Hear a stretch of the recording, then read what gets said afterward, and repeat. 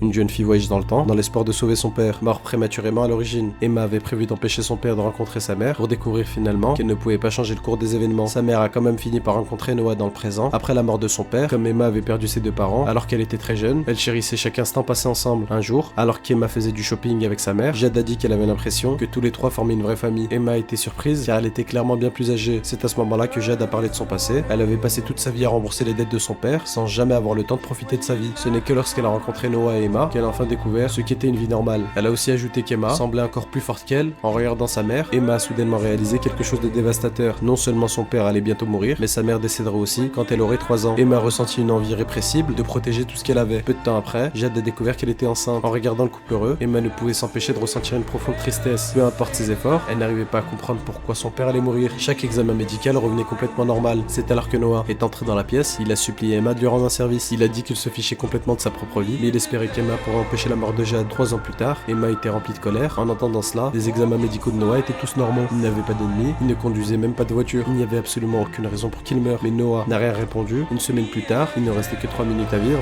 À ce moment-là, Noah n'arrêtait pas de remercier Jade pour sa compagnie. Alors qu'il ne restait que 30 secondes, Jade a soudain dit à Emma qu'il l'aimait plus que tout au monde. Mais les yeux d'Emma étaient fixés sur le temps du chronomètre de son téléphone.